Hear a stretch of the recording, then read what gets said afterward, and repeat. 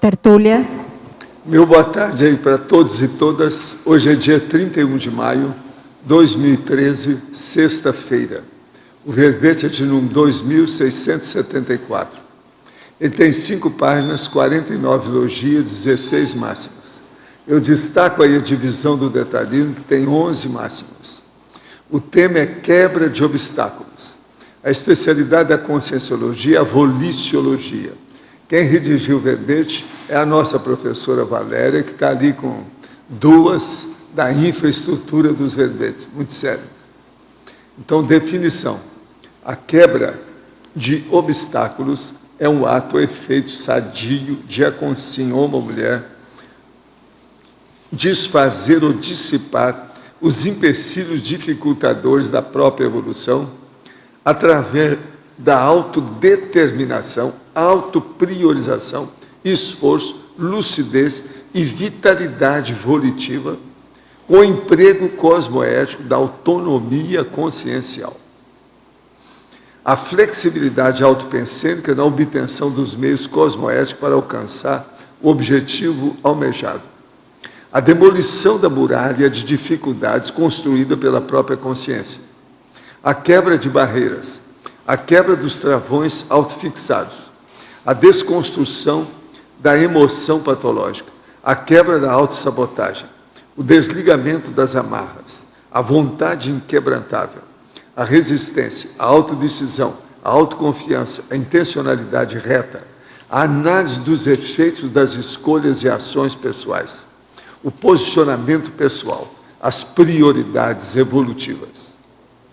A sinalética energética parapsíquica pessoal, o autodiscernimento paraperceptivo, as para-repercussões dos atos determinativos intrafísicos. Agora, nós temos aí, na argumentologia, o tópico sobre a caracterologia, que tem 10 categorias de reações derivadas do autodomínio da vontade da consciência lúcida, capaz de impulsioná-la a transpor obstáculos. Vale a pena ver os 10. Agora, nós temos na remissiologia dos 15 verbetes, destacamos 5. Autodestravamento, crise de crescimento, empenho proexolíneo, objetivo prioritário e opção pelo autodesassédio. Frase enfática. Na evolução, a consciência pode extinguir os obstáculos antiproex autoconstruídos, empregando a volição fortalecida, a auto-organização lúcida e a intencionalidade cosmoética. Você já consegue quebrar as barreiras antiproex autoconstruídas? Ainda enxerga os desafios como obstáculos? O ponto ou o ponteiro consciencial da bússola pessoal está ajustado? Agora, na bibliografia específica, nós destacamos aí que tem 5 fontes bibliográficas que vale a pena ver. Agora, a mega-análise aí com o João Paulo, nós temos 20 itens. Atitude, esforço, racionalidade, resiliência e ruptura. Superação, libertação, transposição, desdramatização e autodestravamento. Autorresolução, autorrealização, autorrenovação, determinação e priorologia. Voliciologia, decidologia, ressexologia, pensenologia e cosmoeticologia.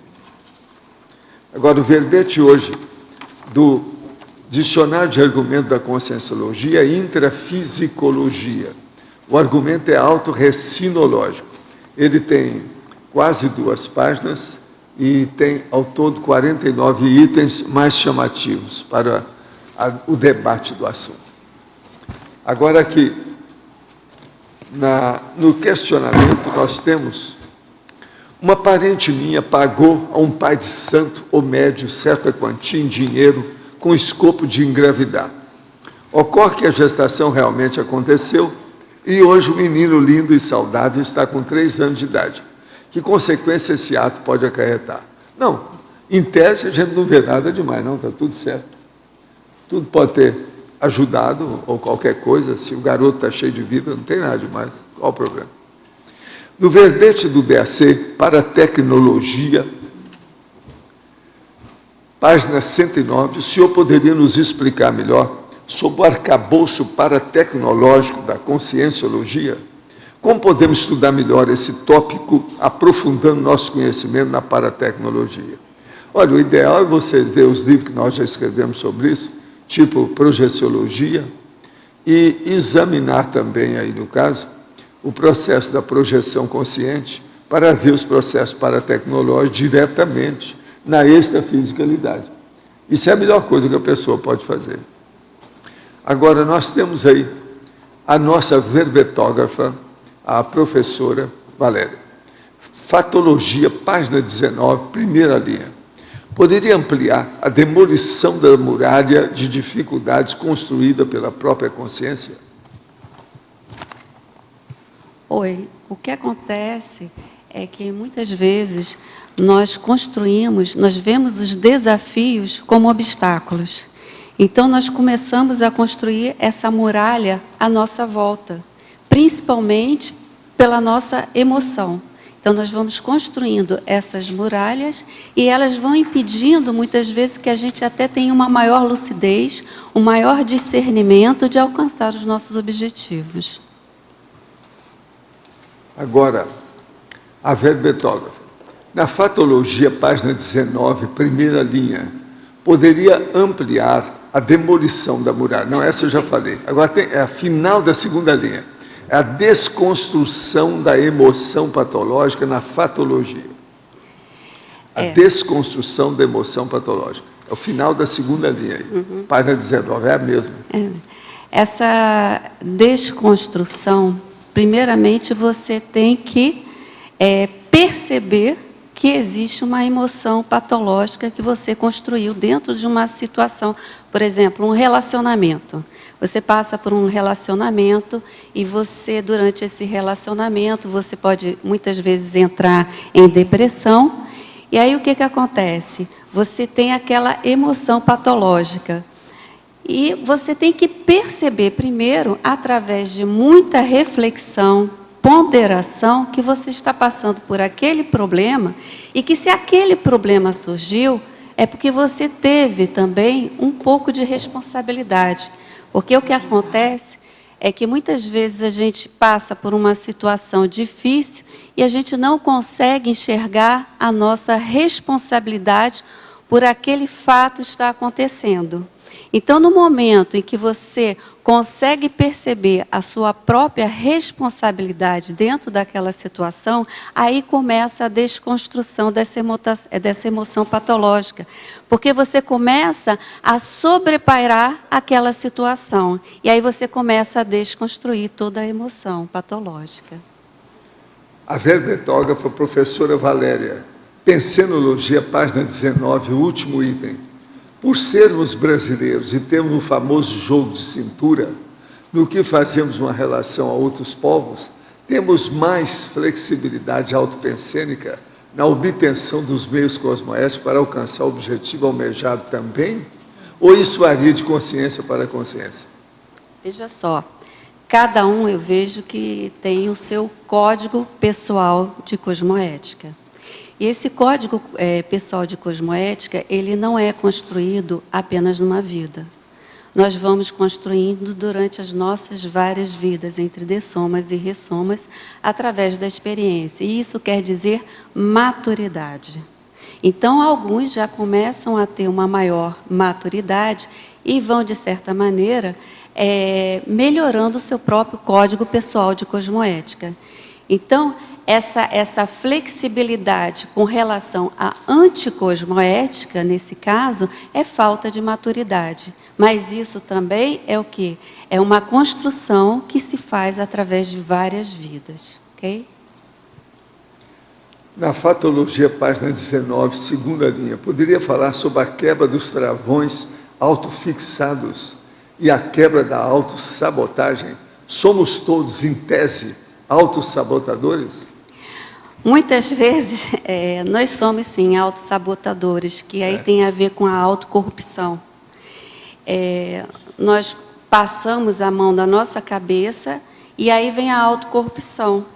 Nós não vemos, queremos o quê? Criar uma máscara daquilo que a gente deve fazer.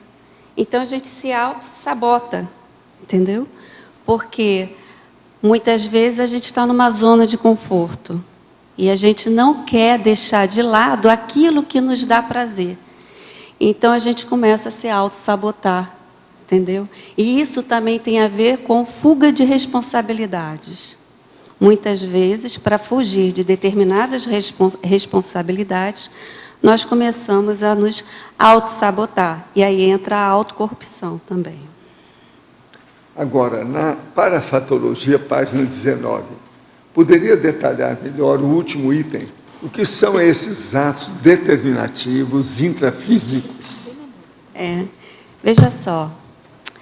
Nós temos, a gente passa pelo que a gente chama de ressex e recim. A ressex é a reciclagem existencial.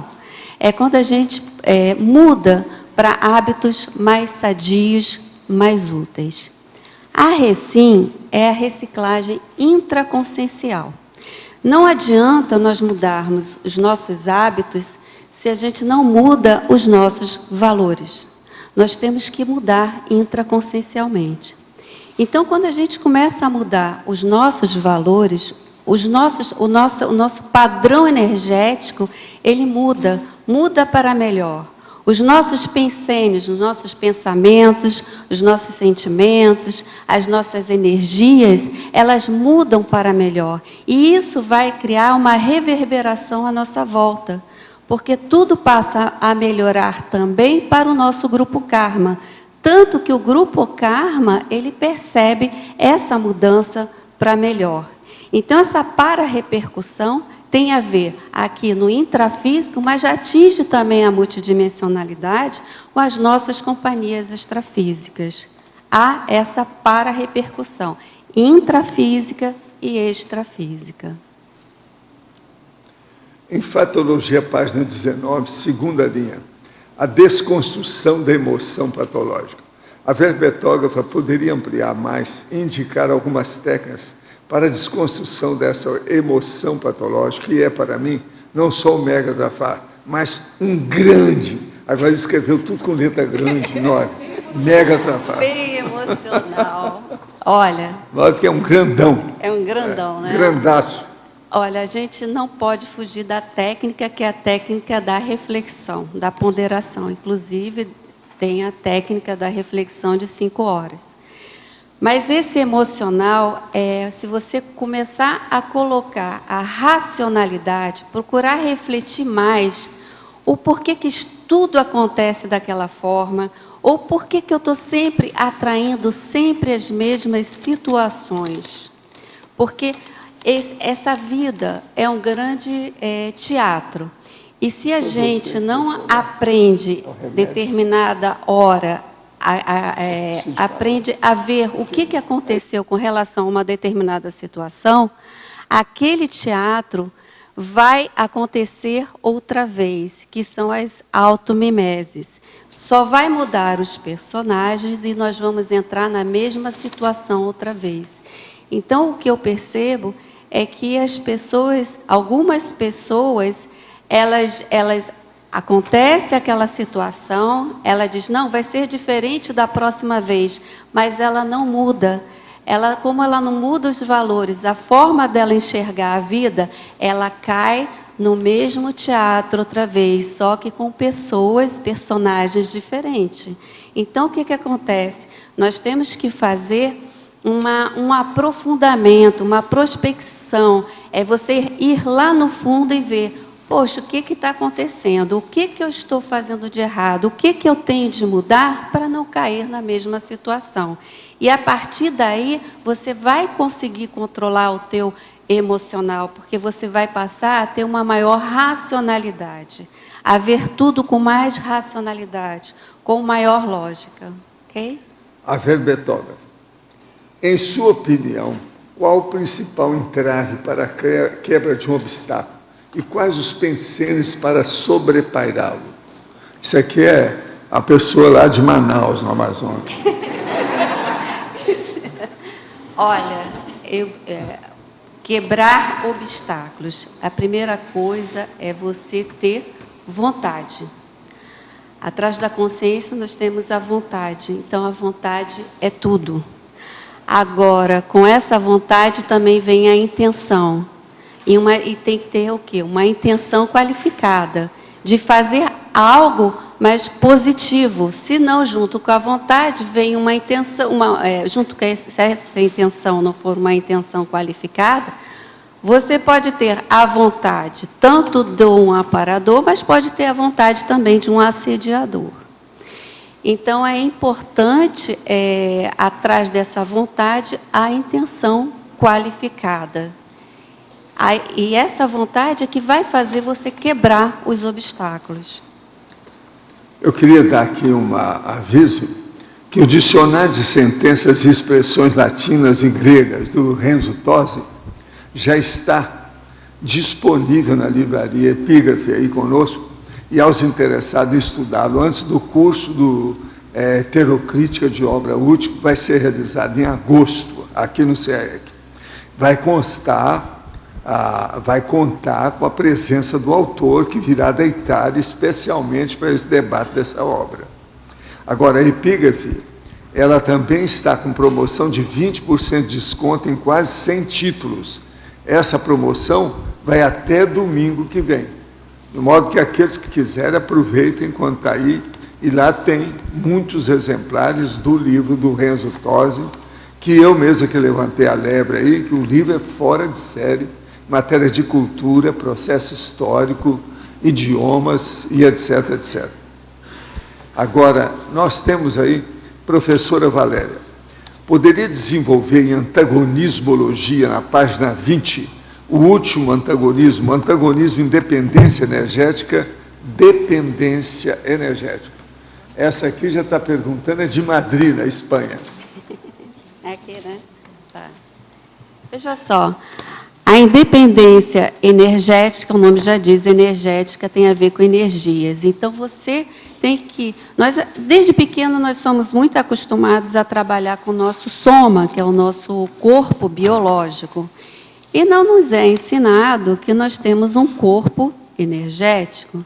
Então, o que acontece? Nós temos que aprender a trabalhar esse corpo energético, trabalhar as energias, aí é que entra o estado vibracional, a mobilização das energias, porque isso vai fazer o quê? Melhorar o teu padrão energético, melhora a tua psicosfera e tudo à volta. Agora, o antagonismo tem a ver, essa dependência energética, muitas vezes acontece com essa dependência energética, você depender de outras pessoas para se sentir melhor. Isso muitas vezes acontece em alguns centros que a pessoa vai tomar passe e cria uma dependência. Ela chega lá, ela se sente bem, ela recebe o passe, que nada mais é do que a exteriorização de energia, ela não sabe trabalhar as energias dela, e ela sai bem dali.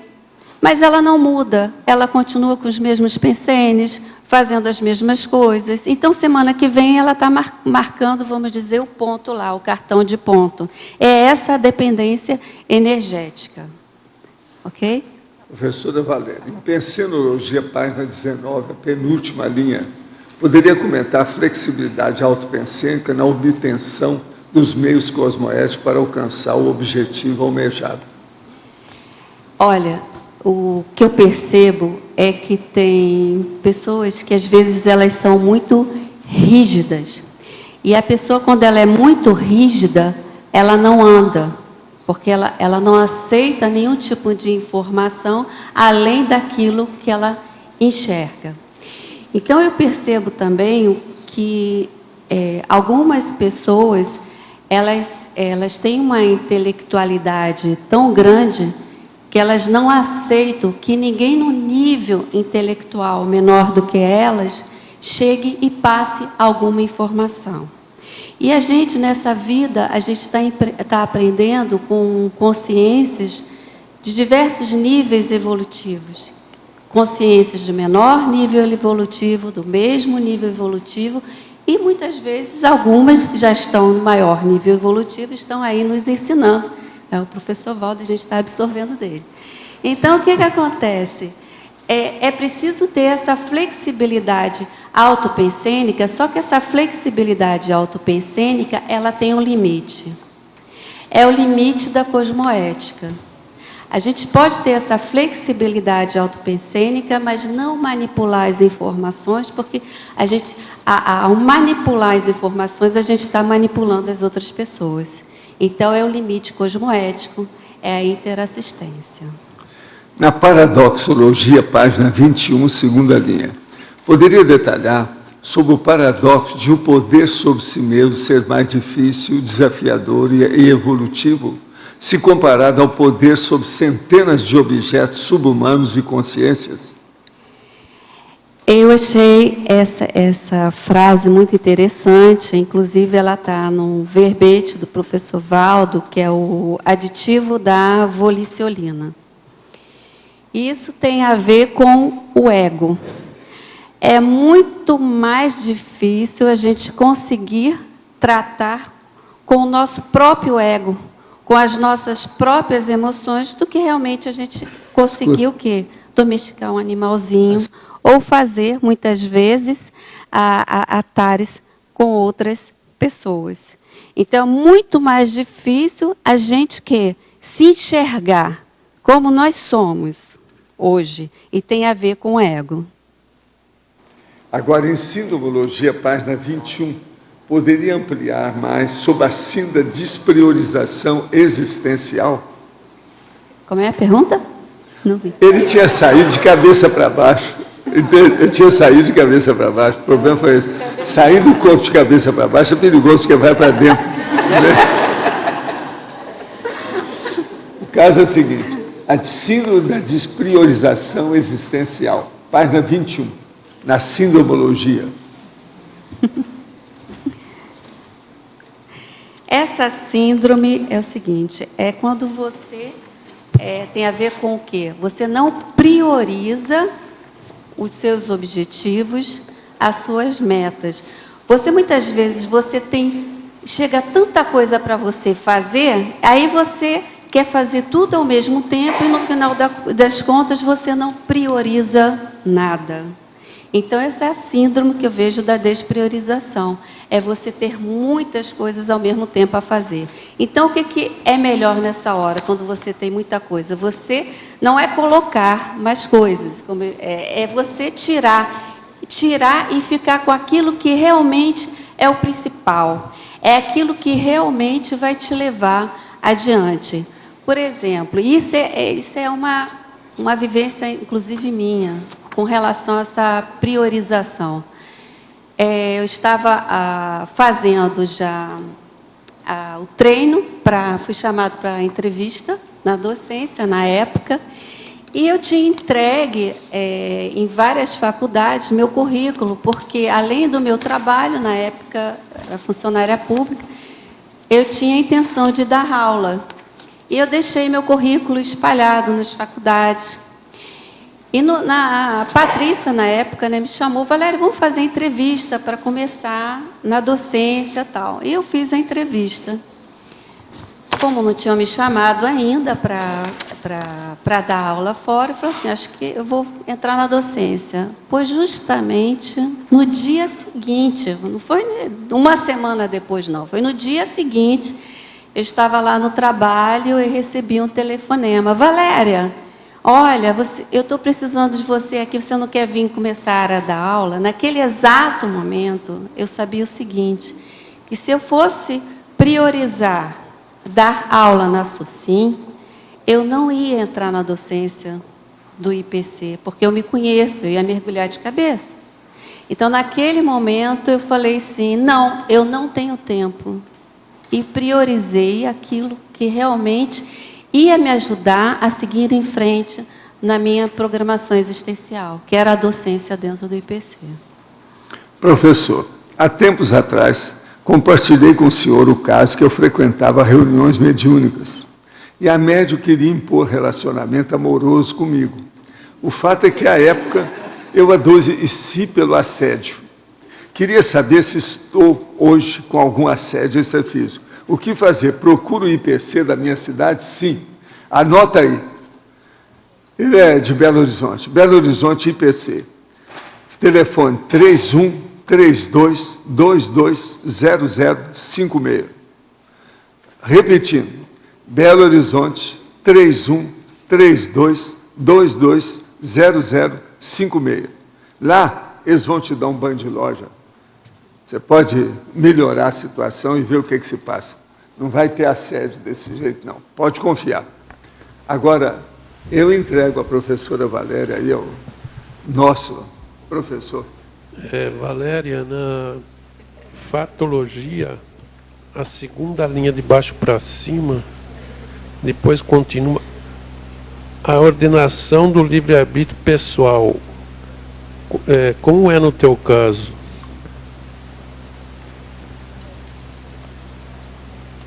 Você está falando ali o livre-arbítrio pessoal e a ordenação do micro-universo consciencial? Não, a ordenação, veja a penúltima linha lá da patologia, a ordenação do livre-arbítrio pessoal. Não, você está pulando nisso. Do micro-universo consciencial, hein? Que doideira. Essa ordenação do micro-universo consciencial. Eu percebo o seguinte, que através da reflexão, através da ponderação, eu tento organizar os meus pensamentos, os meus pensênios, e criar uma ordenação justamente naquilo que vai ser prioritário, naquilo que é importante para mim dentro da minha programação existencial, aquilo que realmente vai me deixar evoluir. Então é jogar fora o que não presta, porque hoje em dia, né, tem muita informação chega, e essas informações que chegam a gente tem que fazer uma filtragem. É filtrar aquilo que não presta, jogar fora e deixar realmente aquilo que é prioritário. E isso aí é a organização do meu micro-universo. E essa também da penúltima, o livre-arbítrio pessoal, é que eu tinha marcado essa.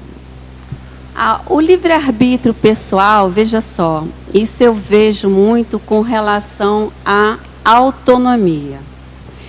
Se nós temos o rabo preso, como eu falo, criamos uma interprisão muito ampla, muito extensa, isso diminui o nosso livre-arbítrio.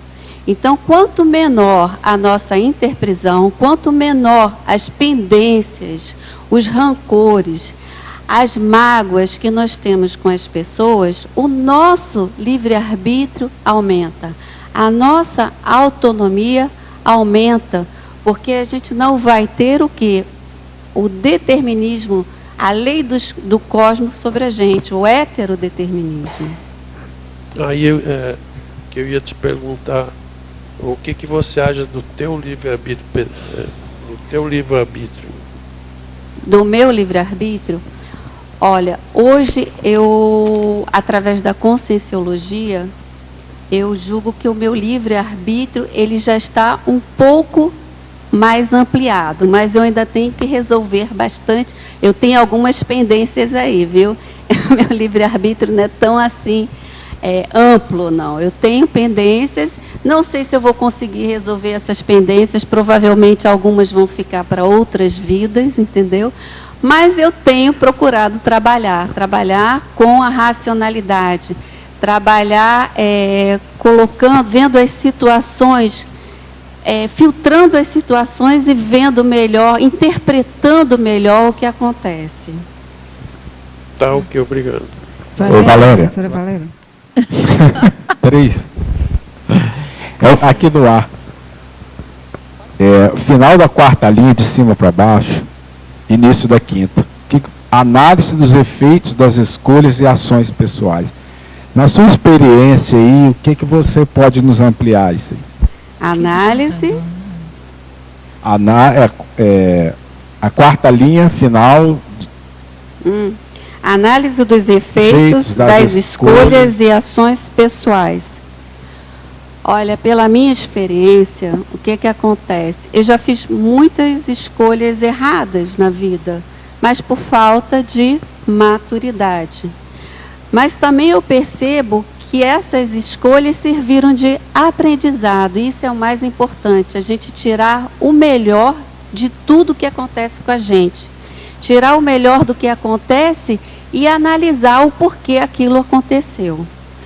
Então, eu tenho certeza que hoje eu já olho e já interpreto, faço opções por escolhas melhores. Mas se algum dia eu optei por uma escolha errada, eu tenho certeza que eu tive responsabilidade nisso, mas também tive um aprendizado. Obrigado, e meus parabéns pelo seu verbete. É o primeiro? É, o primeiro. Tá bom. Vou falar. Valéria, tudo bom?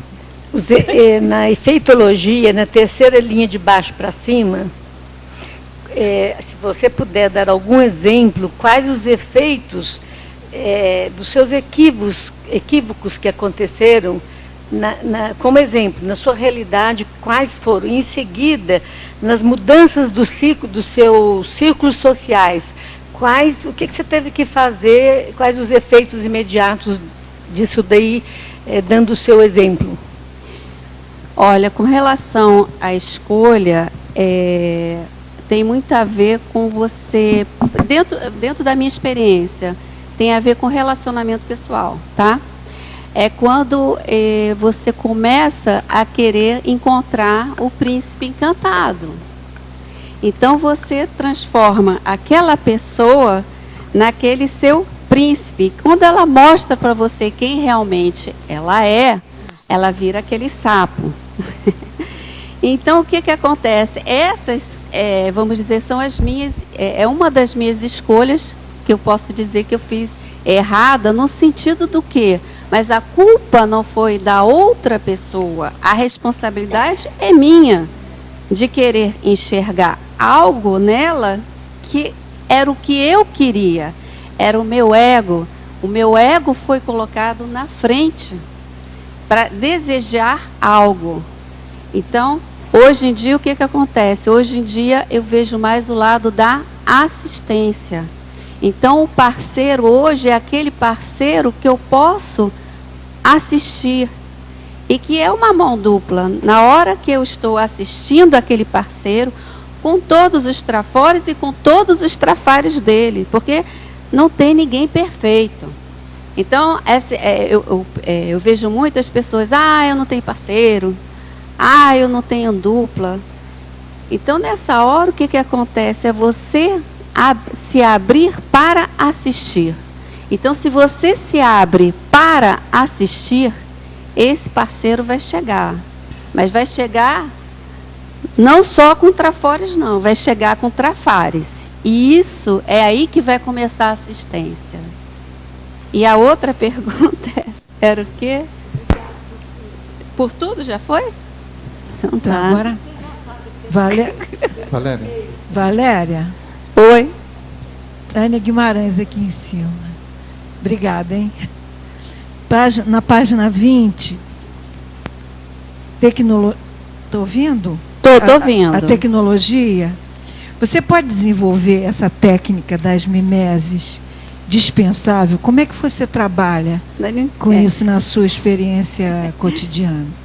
Oi, olha, inclusive tem até uma correção que foi feita aqui, que no caso essa técnica vai ficar a técnica da identificação das mimeses dispensáveis.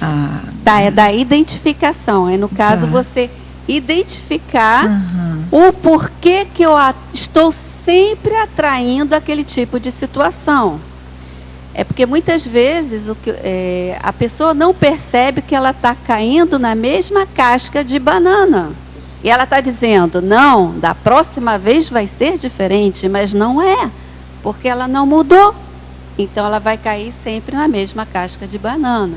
É aquela história. O teatro continua, só mudam os personagens. Então, para o teatro mudar, você também tem que mudar.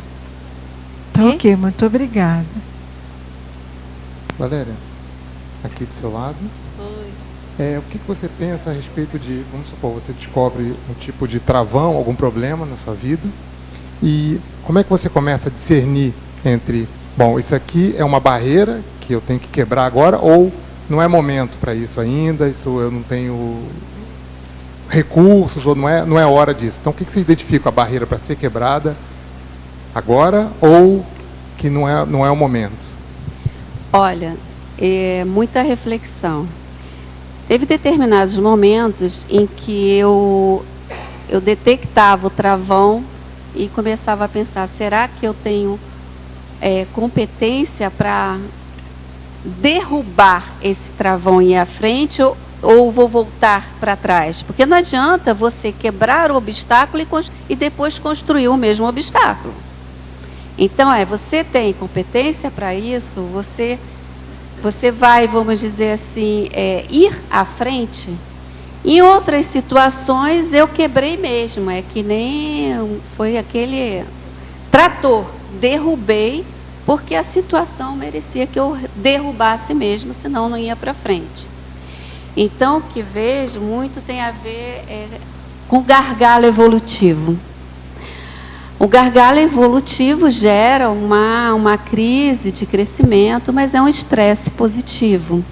E naquele momento que a gente está ali, naquele gargalo evolutivo, o que acontece? Ou a gente volta para aquela zona de conforto, algumas vezes a gente continua nessa crise de crescimento eterna e não vai para frente por falta de determinação, fica ali procrastinando tudo, e outras a gente passa esse gargalo evolutivo, entendeu? Em Parafatologia, página 19, a verbetógrafa poderia exemplificar o item, as para-repercussões dos atos determinativos intrafísicos. Inclusive isso já foi falado no início, mas eu vou repetir para você. Eu falei que tem a ver muito com a nossa própria reciclagem. Mas que essa reciclagem não pode ser apenas uma reciclagem dos hábitos. Tem que haver uma reciclagem intraconsciencial dos nossos valores. Não adianta você, por exemplo, você estar na conscienciologia, você absorver todo esse conhecimento e você não colocar na prática. Então, nós temos que ter teática, teoria e prática. E colocar na prática toda essa informação. Senão, não adianta. Então, nós temos que mudar no interior, os nossos valores. Nós temos que aprimorar o nosso CPC, que é o nosso Código Pessoal de Cosmoética. Ir pouco a pouco melhorando essa cláusula. E, a partir disso, que vão acontecer as para-repercussões, porque tudo vai melhorar à nossa volta, tudo começa a fluir com uma maior facilidade, inclusive as pendências que você tem com outras pessoas. Então, a tua energia melhora, a sua intenção melhora, seu discernimento melhora, e isso vai reverberar à sua volta. E reverbera extrafisicamente também com aquelas companhias, aquelas consciências extrafísicas que te acompanham. Professor, analisando as nossas ações conscienciais, sejam elas de natureza negativa ou positiva, verificamos que geram diversas repercussões sobre a gente, criando, em alguns casos, interpretações kármicas. Diante desse aspecto, poderiam fazer um paralelo com a lei de Newton e, a título de hipótese, enunciar que, para toda ação consciencial gerada sobre uma ou mais consciências, intro ou extrafísica, é gerada uma para-reação de igual natureza e intensidade em sentido contrário. Olha, o problema todo não é bem assim, não é gerada de igual natureza e intensidade, não, porque isso varia muito. As reações humanas são muito diferentes, as reações extrafísicas também da consciência são muito diferentes. Nós somos mais complicados do que objetos, do que ambientes, do que processos físicos. Agora, o que se passa? De modo geral, nós temos, quando você faz um ato com reverberação positiva, você tem um retorno positivo. E quando você faz um ato com reverberação negativa, você tem, na verdade, um revertério. Então, isso é uma base. Mas agora, que seja igualzinho, tudo igual, não. Pela lei de causa e efeito, as coisas ocorrem de acordo com a equivalência. Mas a gente não pode falar que seja tudo idêntico. Outro aqui. Essa aqui é da Espanha. Professor, tem um sobrinho na França que tem 11 anos e rouba, desrespeita os professores e adultos, mente, inventa eternamente histórias mirabolantes e tende a se juntar sempre com más companhias. Já foi expulso de 2 escolas e a mãe já não sabe o que fazer. Estão desesperados, pois a psiquiatria moderna sugere que o coloquem num colégio interno. O que eu poderia fazer para ajudar? Penso tanto nele que sua mãe, que nunca me liga, me ligou hoje para me pedir uma tradução. Por favor, poderia me ajudar a ajudar essas pessoas? Eu vou colocar aí o nome aí na nossa TENEPS. Agora, ó, seria bom internar o rapaz. Isso aí é o seguinte, esse menino é o Aconzel.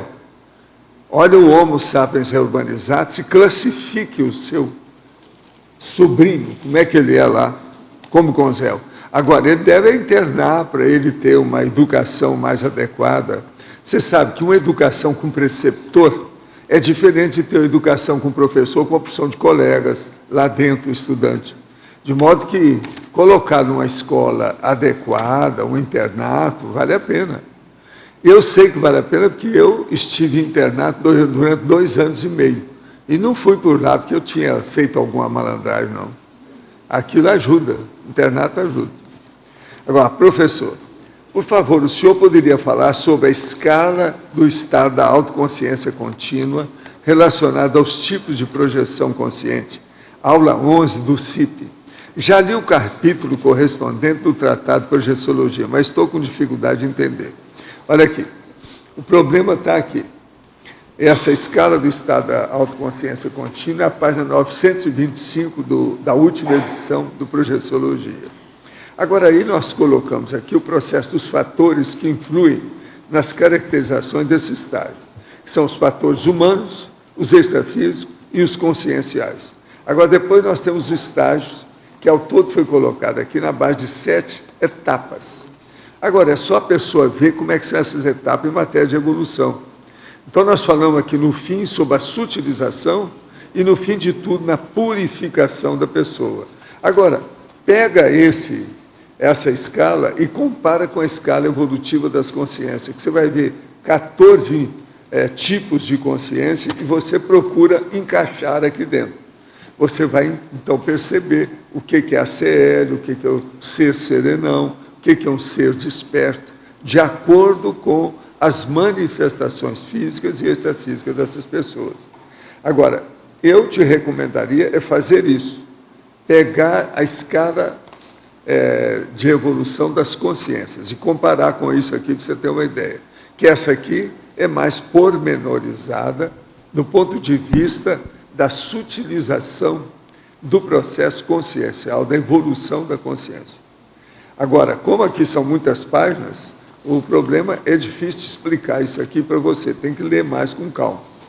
São 5 páginas aqui do Projeciologia com calma, para a pessoa ver com muitos detalhes, etc. Tal, e, inclusive, tem essa relação das características. Característica do estágio 2, do impacto, que é o que acontece com muita gente por aqui, o estágio 2. Por isso que tem 17 características aqui que nós estamos explicando. Isso aqui é só ver com calma. Outra coisa, se você tiver muita dificuldade, pega colegas seus que estão estudando e vão estudar junto, faça um grupo para fazer o levantamento, que às vezes fica mais claro. Que aí você vai acontecer de surgir outras observações para fazer o acesso a abordagem melhor a cada caso. E vocês podem se classificar por essa escala e pela outra, para saber como é que é. Observa bem, quem é que já fez, por exemplo, ou quem é que está fazendo TENEPS. Isso aí já ajuda a classificar. Quem é que já tem característica de EPICOM? E por aí vai. Agora, gente, eu entrego, então, a professora Valéria lá para a nossa Marilda. Valéria, boa tarde. Oi. Muito bom o verbete. Eu queria que você falasse um pouco, na terceira linha de fatologia, sobre a quebra dos autoenganos e autossabotagem, porque as duas têm pouquíssima diferença uma da outra. E eu acho um dos maiores mata-burros é o autoengano. A pessoa, o autoengano, você não sabe o que está acontecendo e depois você se auto-sabota para se justificar as coleiras dos egos. Então, eu gostaria que você entrasse um pouco nisso. Olha, eu percebo da seguinte maneira. Esse autoengano já começa quando a gente coloca o nosso ego à frente. Isso. Aí, o que acontece? A gente se auto-engana, é aquilo que eu falei, é você ver na outra pessoa aquilo que realmente ela não é.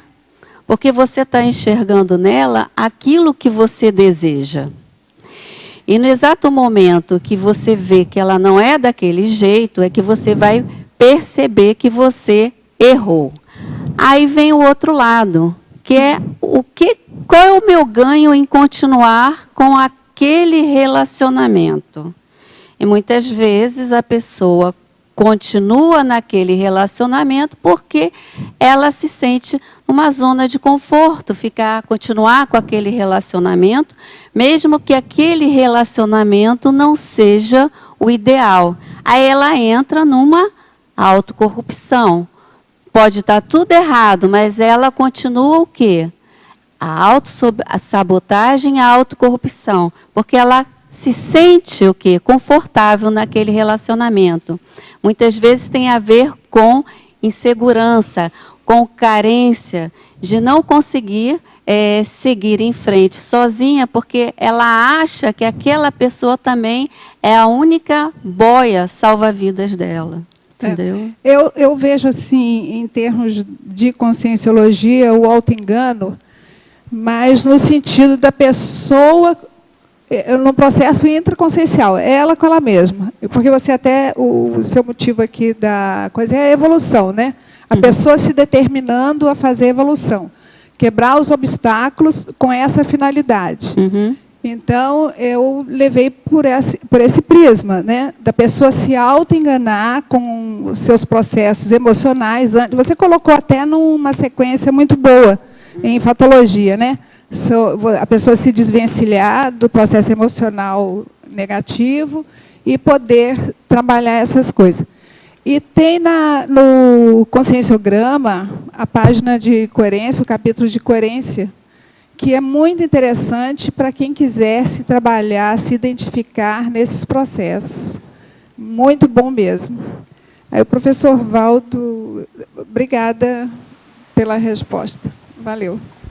Galera, o professor Valdo, você colocou aqui na paratecnologia,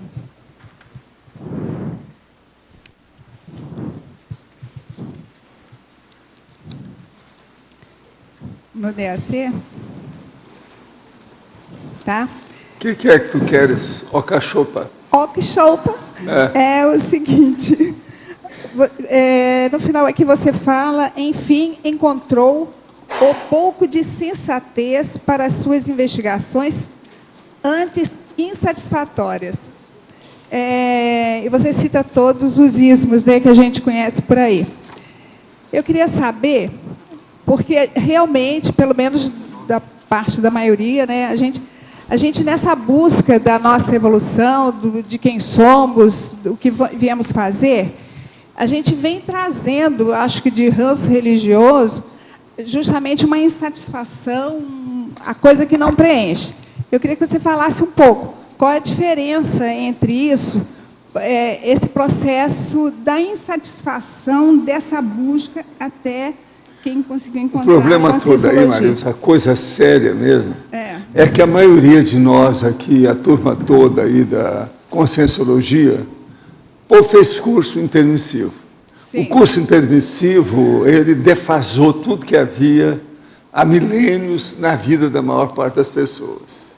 Agora, com isso, a gente vai chegando à conclusão que uma série dos processos tradicionais das conquistas, por exemplo, de todos esses conceitos, costumes e usos da sociedade humana, isso começou a perder a razão de ser cada vez mais para nós todos. Então, por exemplo, o processo da religião, como é que fica isso? É aquilo que eu falo aqui, por exemplo, o processo do panjudaísmo, que começou essas coisas todas. Tudo isso está superado. Então, o problema de dar valor demais para o processo da matéria, o problema do poder humano, a supremacia da pessoa perante a sociedade patológica, o processo do dinheiro, da economia, o problema, por exemplo, da pessoa viver de modo largado, sem olhar o corpo que ela tem, tudo isso perdeu a razão de ser.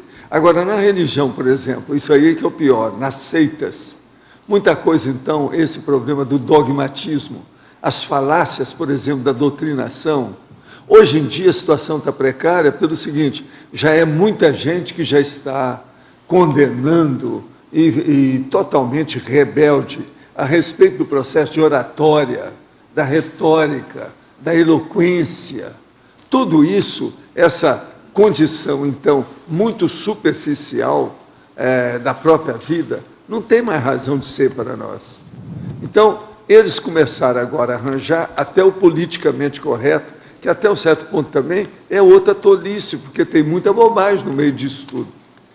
Agora, em vista disso, é mais do que natural que já apareçam, então, essas, vamos dizer, verdadeiras aí, reuniões, regimentos de autores que já estão combatendo a religião de tudo quanto é tipo. Então, a gente vê hoje em que já dia, tem por muita exemplo, coisa. quem é que, lá pela década de 30, por exemplo, como eu vi muitos casos de pedofilia dentro da Igreja Católica, lá na minha terra, que havia romaria violenta na Água Suja, que depois se tornou até o nome da cidade, virou Romaria. Lá era demais, na década de 30, e ninguém falava aquilo. Era tabu. Hoje não, essas coisas já estão sendo combatidas internacionalmente. Tudo, então, está ficando mais explícito. Isso aí é muito bom, é positivo. Esse é um caminho, então, que a intrafisicologia, que é o que nós estamos estudando aí, está caminhando para um nível melhor. Agora, outra coisa que está caminhando para um nível melhor.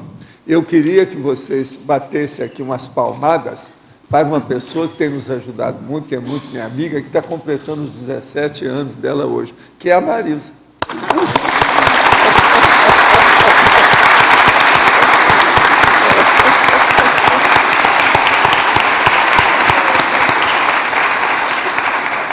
Ô, Valdo, pior é que é 17 mesmo, né? Pior é que é 17 mesmo. Não, pelo menos você me conhece há mais de 17. Pois é. Não, eu estou falando agora, respirando o mesmo oxigênio. Precisa avisar aí que depois tem um bombom lá fora. Hein, Valdo? Depois tem um bombom lá fora. Para todo mundo. Fica sério isso hoje. Tá bom. Professor, no DAC, página 109, ineditismologia, no enunciato, poderia explicar a expressão, a novidade é uma coisa agradável.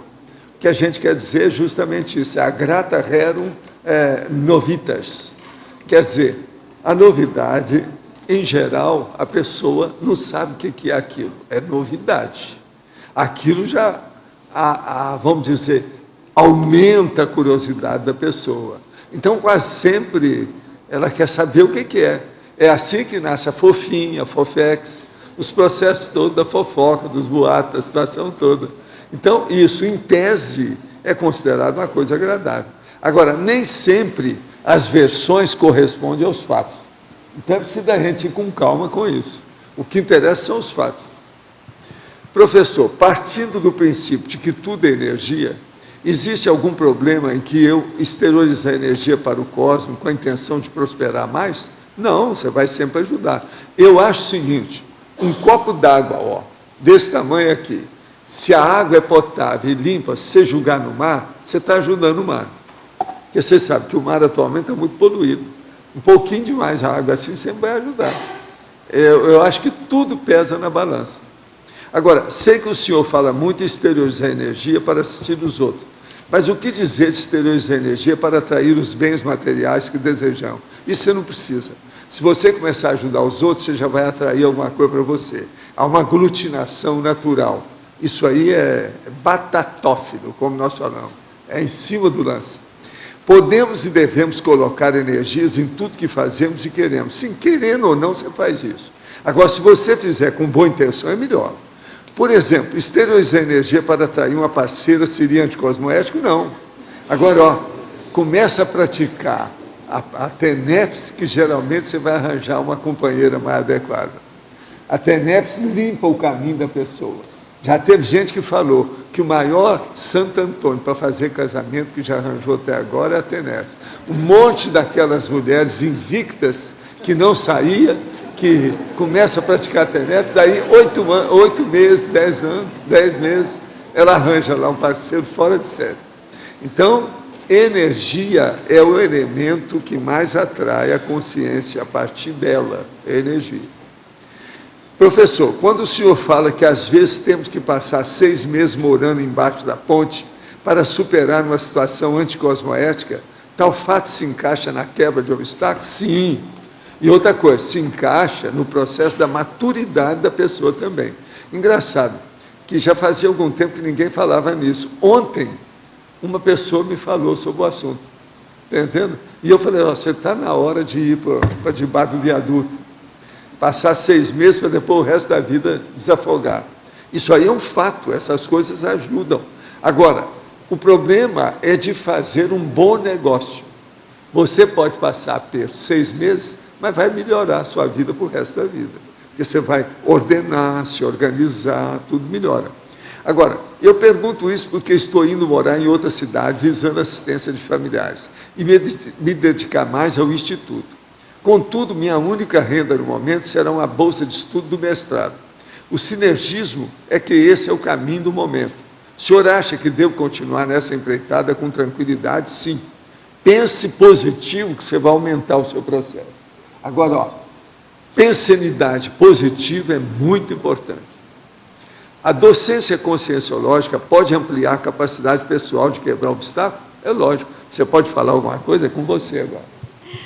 Com certeza, a docência ajuda a quebrar os obstáculos que a gente autoconstrói.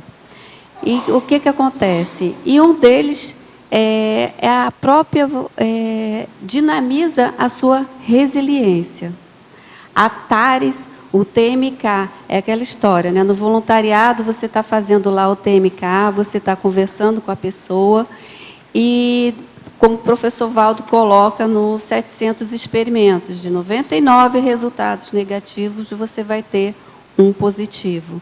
E isso faz com que você cresça também, isso te ajuda. Então, é você ser resiliente no TMK, durante a tarefa de esclarecimento, durante as aulas. Muitas vezes você está colocando uma informação ali na sala de aula e você percebe que o aluno ele não está conseguindo acompanhar, quer dizer, você atingiu o limite dele. Se você ir além daquele limite, você causa estupro evolutivo. Então, é muito importante essa resiliência de você estar sempre ali, não desistir do TMK, não desistir de fazer a TARES, que é a tarefa do esclarecimento. Professor Valdo? Sim. No DAC, no adendum, aqui no A, a síndrome da abstinência da baratrosfera, o senhor pode explicar para a gente? Aqui nós estamos falando o seguinte: você vive na condição de antepassado de si mesmo ou se reconhece ao nível do intermissivista lúcido? Você padece da síndrome da abstinência da baratrosfera, a SAB, ou já deu início à auto-mega-gescom? Então, por exemplo, aquelas pessoas que têm a síndrome da abstinência, é igual esse rapaz que a nossa amiga falou do sobrinho dela aí, que está na França. Ela está na Espanha, e o sobrinho está na França. E o menino mente, ele rouba, faz milhões de coisas. Esse tem a síndrome da baratrosfera. Ele deve ter passado muito tempo sem aparecer aqui, chegou aqui, pode nadar de braçada, tem a opção de coisa de tecnologia, o processo de comunicação, milhões de coisas. Então, ele está nadando de braçada. Isso aí é assim da abstinência da baratosfera. Ele tem saudade do processo da baratosfera, porque passou lá muito tempo. Então, ele está colocando tudo que ele era de novo na vida humana. Agora, veja, isso é justamente o contrário de quem fez o curso intermissivo. Então, a pessoa que fez o curso intermissivo já não tem mais isso. Ela já superou o processo, que é a maioria da turma toda que está aqui. Então, isso é que nós temos que entender aí com calma. Agora, nós temos que lembrar aí, no caso, o seguinte: as respostas a essas duas indagações sintetizam a qualidade da sua vida, hoje, aqui e agora. De modo que, sem renovação, a pessoa vai ter essa síndrome. E outra coisa, o problema de se antepassar de si mesmo, mas de uma maneira negativa, isso é péssimo. A gente tem que ser atualizado, nós mesmos, o egão, o ego, mas atualizado, uma coisa renovada, nova. Renovação quer dizer nova ação. Isso é que é reciclagem. Não é ação repetida, não é uma ação igual. Isso aí é que a gente tem que pensar. Agora, tudo é a intrafisicologia, porque a escola é essa aqui, né? A escola básica. Todo mundo, ninguém pode escapar das aulas, dos cursos que nós temos aqui nessa vida. De modo que vamos fazer força. Agora, eu penso o seguinte, pensem bem comigo, a conscienciologia é um bálsamo, ela resolve muita coisa para a gente, porque pelo menos indica o que é o melhorzinho, o que é o prioritário, o que na hora é a melhor coisa que a gente pode fazer, o ideal. Então, vamos pensar nisso e ver o que tem. Você, por exemplo, vamos estudar. A maioria aqui, não deve estar mais fumando. Isso já é uma benção. Agora, outra coisa que você pode perguntar é o seguinte: na sua casa, por exemplo, tem lá um bar? Você ainda bebe bebida alcoólica? Uma coisa dessa. Tudo isso a gente pode ver. Outra coisa, sua casa ainda tem muito bagulho energético? Você ainda não se dispôs disso? O que você está esperando? Então, esses são os passos que a gente tem que passar para clarificar a vida. É o caminho. Com lógica, com racionalidade, com ponderação.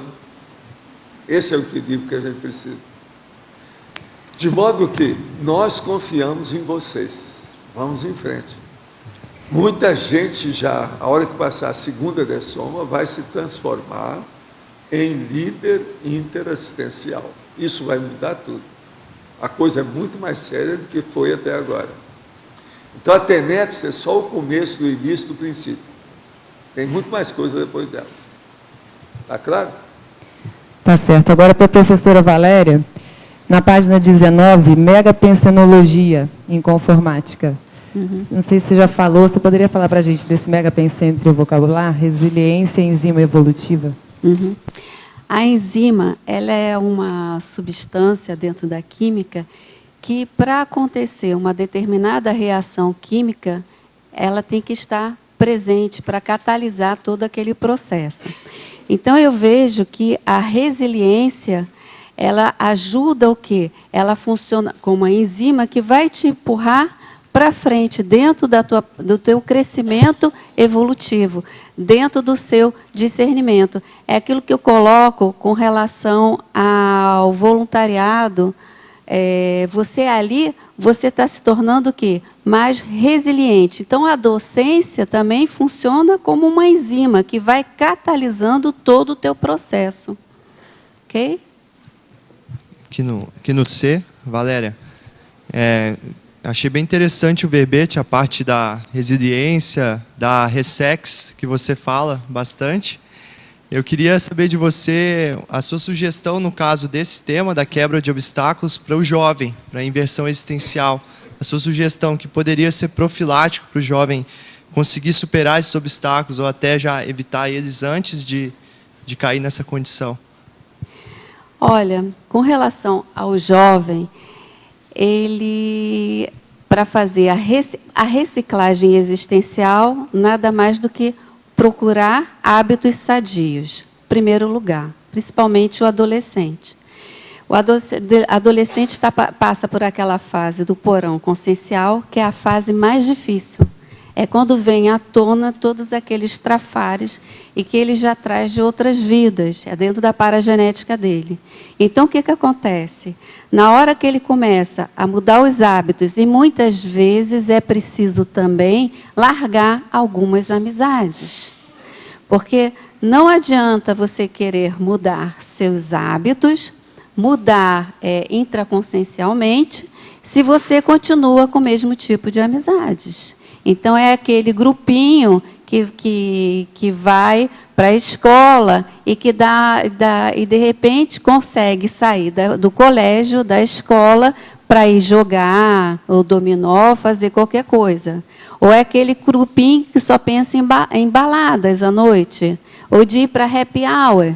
Então, é na hora que o adolescente ele tem que ver o que ele pode priorizar. E priorizar tem a ver com o quê?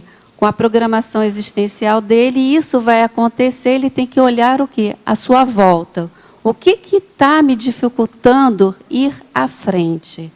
É uma reflexão, tem que analisar tudo. Quem são os meus amigos? O que eu estou fazendo nesse momento? Claro que o jovem tem que se divertir, tem que fazer o social, mas é aquele limite, é separar. Eu posso fazer o social, eu posso ser alegre, divertido, bem-humorado, mas para fazer isso, eu não preciso o quê? Me alcoolizar, ir para um bar e ficar bebendo para me se sentir mais alegre. Então, e é aquilo também, às vezes o adolescente, ele quer fazer parte daquele grupo, é aquela fase, né? Para fazer parte daquele grupo, eu tenho que seguir o que aquele grupo faz. Mas será que isso é prioritário para mim? Será que isso vai me fazer bem? Então, é toda uma análise, uma reflexão em cima disso, ok? Ok. Valéria, queria perguntar ao professor Valdo também sobre o verbete de intrafisicologia, no caso, em relação aos trabalhos do Instituto, do IPC, que a gente recebe convites para atuar, por exemplo, dentro de faculdades, que é um holopensene mais, no caso, intrafísico da ciência convencional. Qual seria a abordagem mais adequada nesse tipo de palestra, né? Vai pegar muitas pessoas de primeira vez. Vai com calma, sabe? Põe 95% dos textos deles e 5% da conscienciologia. Pouco a pouco, é o jeito. Agora, mostra a sua personalidade e outra coisa, tudo baseado em argumentos nos fatos. Que eles só pensam em fatos. Para começar, tem que ser por aí. Agora, com o passar do tempo, eles entendendo, você vai para os parafatos. Esse é o caminho. Agora, eu, de modo geral, tive muito debate nessas coisas todas, mostrei tudo que tinha, fiz até apresentação de efeito físico, até na Universidade da Colômbia, mas de vez em quando saía um ou outro cientista, acompanhava meus cursos, depois ele voltava. Devido o quê? A autobiografia dele, ou a biografia, a autobiografia dele. Ele defende demais a situação, são os PhDs, PhDivas, PhDeusas. Eles, para renunciar a uma coisa dessa, para ficar com a realidade, eles têm dificuldade. Então, você sabe, isso tudo é uma máquina, né? Muito armada. E outra coisa, do capitalismo selvagem. A academia hoje, a universidade é isso. Então é um problemão, tem que ir com calma, ver com jeito. Agora, já houve muita gente que já fez até curso de conscienciologia na faculdade. Mas isso dura pouco, não tem tanta repercussão, a turma começa a boicotar, dá problema. Eu já tive até padre que levou os processos da conscienciologia numa universidade do Rio. Mas aquilo não vingou. Você está entendendo? Assim tem vários lugares. Agora, essas coisas é o seguinte, você comprova tudo, como eu já fiz, em várias universidades, no Brasil, fora daqui. Mostra tudo para eles ali, uma série de condições. Mas ninguém quer arregaçar as mangas e enfrentar uma coisa dessa, porque tem que mudar a vida toda dele. Às vezes o filho dele está envolvido na faculdade, a mulher está, o tio, o pai. Como é que ele vai mudar a biografia dele? Então, você deve falar aquilo e ver, principalmente aqueles que não estão muito ainda enrolados, que não têm tanto compromisso, e ver o que é que eles pensam do ponto de vista lógico. Fale com as pessoas que gostam da lógica e dos fatos. Pessoas que não gostam das versões dos fatos, mas dos fatos em si. Isso é que é importante. Agora, vale a pena sempre o debate. O debate é muito importante.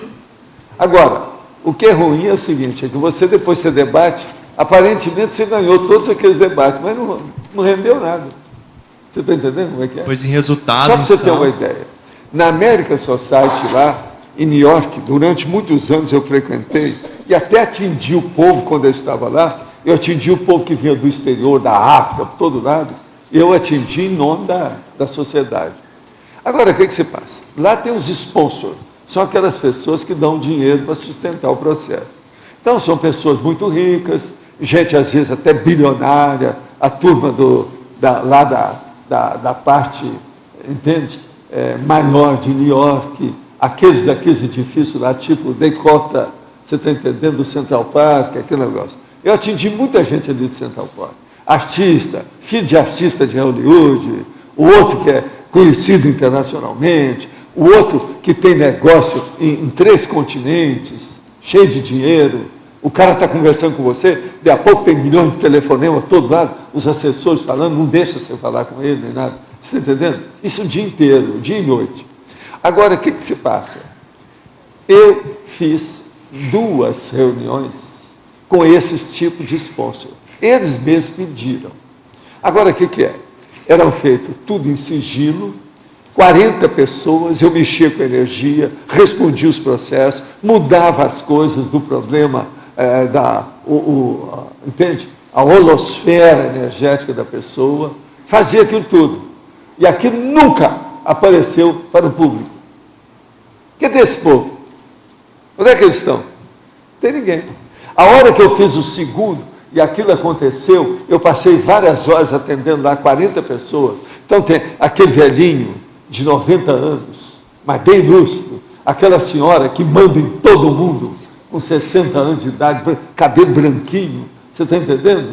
Milhões de coisas, cada um é mais rico que o outro, cheio de problemas. E a gente mostrava tudo, eles admitiam tudo. Processo de energia, arco voltaico que eu fazia, cada caso que aconteceu do Arco da Velha. Teve um caso, por exemplo, que eu sempre lembro, que eu comecei depois até a rir, depois que o negócio passou, mas eu fiquei com a cara de tacho. O caso todo é o seguinte, eu estou atendendo a casa, lá no apartamento deles. Aqueles apartamentos do Central Park é do tamanho de um quarteirão, cada um. Então, fui atender, ela escolheu uma das salas do big apartamento para eu atender o povo que ela chamou do ciclo de relações dela, da socialite New York. Então, eu estou lá atendendo o povo. Lá, atendi aquele monte de gente, depois ela veio. Na hora que ela veio, os cachorros entraram com ela. Aí, ela fala assim, eu posso deixar os cachorros? Pode. Agora, veja, mas que beleza desse cachorro aí. Comecei a descrever o cachorro que eu estava vendo. Aquele cachorro não era só 2 cachorros, eu estava vendo 3. O terceiro tinha morrido, era um amigo dela, que ela estava... Aí não adiantou nada atender a dona, ela começou a chorar sem parar. A hora que eu falei que o cachorro dela estava lá com ela. Aí foi preciso ir atrás do marido dela, para vir, para consolar, etc. Eu não sabia que ela tinha tido um cachorro antes. Agora, descrevi o cachorro porque ele era diferente dos outros 2. Você sabe como é que é esse cachorro de rico, né? Eu mesmo trouxe uma escultura aqui do Galgo, 100%. Eu mostrei aqui faz uma semana isso aí. Então, o negócio todo para mostrar como é que era. Você está entendendo? Agora, o que adiantou isso tudo? Pouco. Cadê esse povo? Agora, eles ajudam, estão ajudando na American Society, foi por isso que eu atendi. Mas lá pelas tantas, eu falei assim, não, agora chega. Já levei muita azeitona para a empada desse povo. Não recebi nenhuma empada de volta. Então, vou ficar por aí mesmo. Você está entendendo? Então, a gente tem que ter muito cuidado com o processo da sociedade, da academia e da universidade. Eu ajudei a fundar uma universidade, você sabe, em Uberaba, junto com o Mário Palmeira, etc. E nós somos da mesma cidade, Monte Carmelo. Eu fui para lá, menino, com 12 anos. Trabalhei com ele lá 18 anos, dentro da universidade. Você está entendendo? Morava lá dentro. Ajudei a criar os filhos dele. Um dos filhos dele, são 2 filhos, um casal. O rapaz é o reitor atual da universidade. A última vez que eu fui lá, a turma que estava aí comigo viu ele falando. O Marcelo vira para mim e fala assim, Valdo, você precisa de vir aqui, toma que o filho é teu. Quem criou isso aqui foi você com meu pai, vem tomar conta disso. Aí eu virei para ele e falei assim, vem cá, quantos professores você tem? Eu falei assim, atualmente aqui tem 410.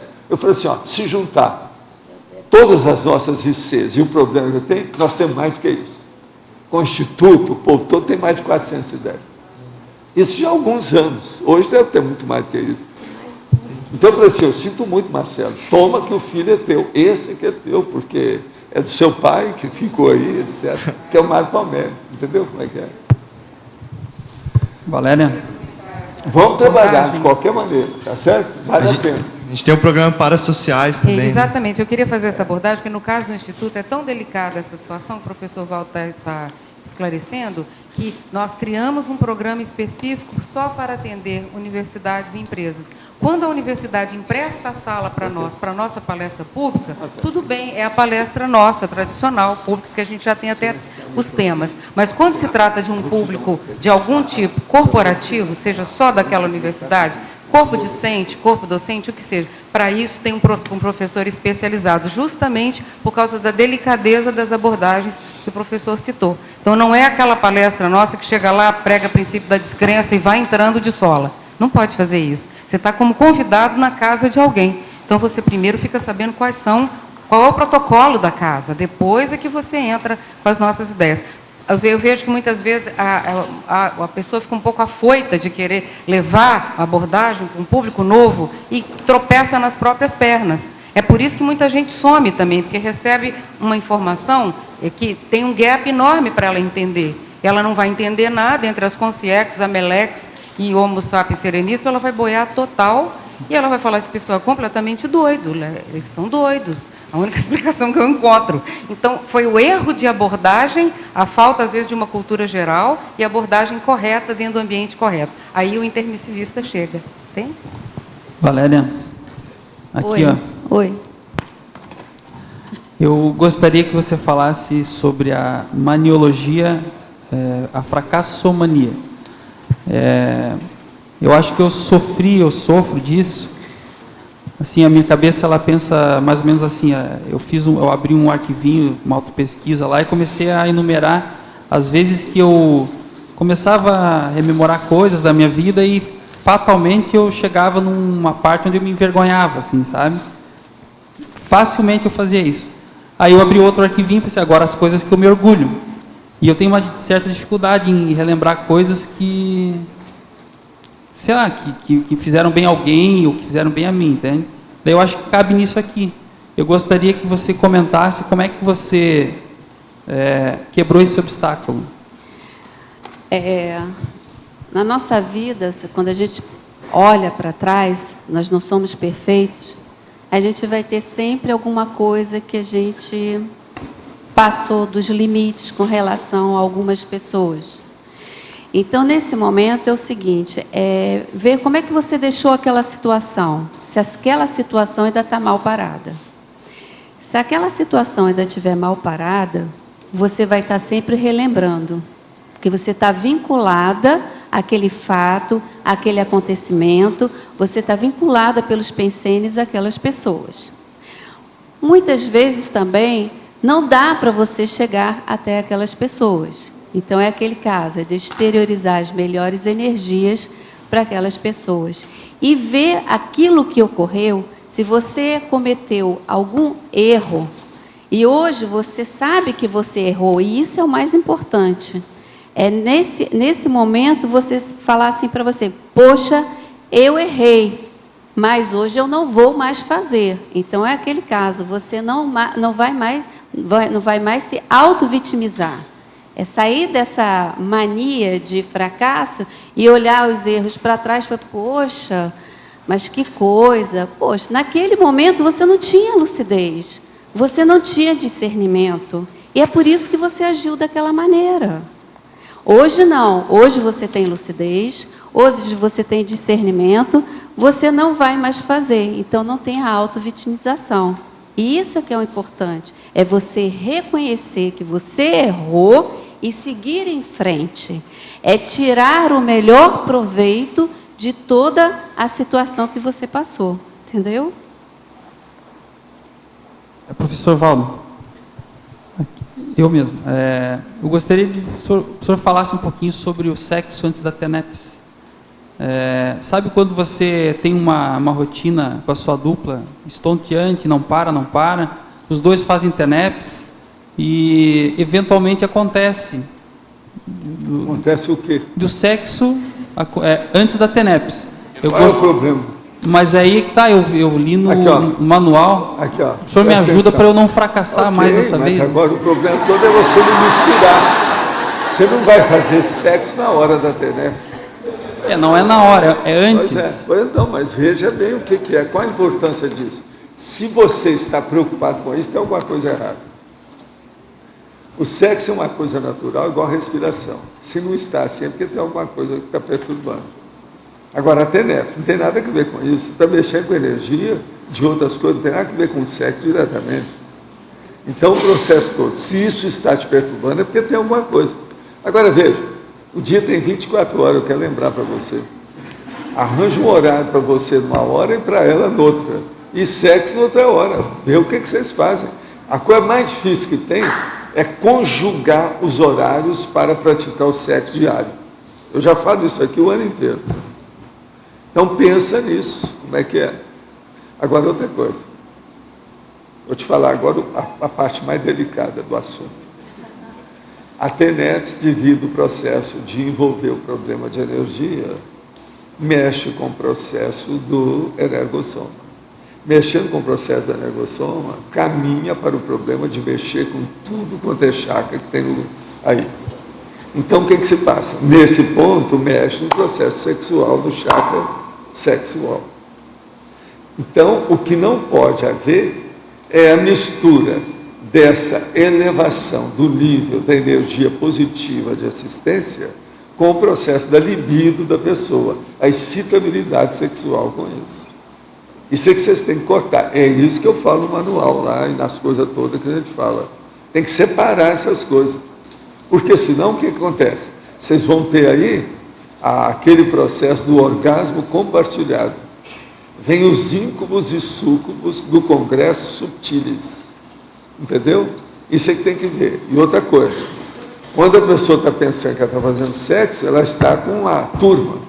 Aí já virou, então, um grupo. E ela nem está percebendo a situação. A primeira coisa que acontece com isso é o chamado orgasmo frustro. Que a pessoa está indo com a relação sexual. Daí a pouco aquilo some. Não houve nada.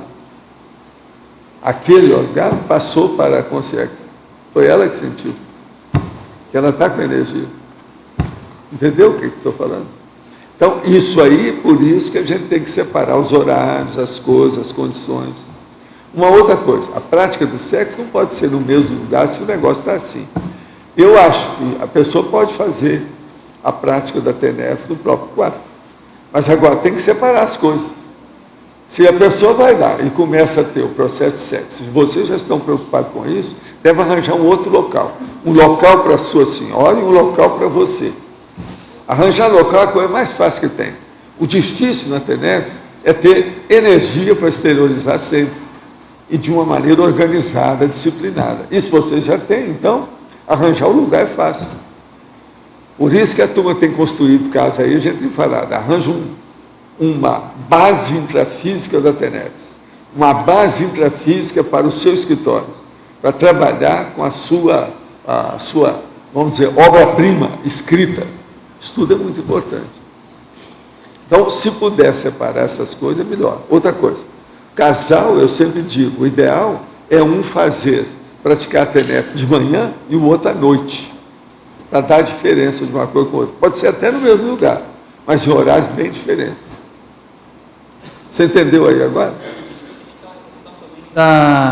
O cabeça energética do casal fazer antes. Né? Isso aí é saber quem é. Quem é que é a cabeça energética do casal.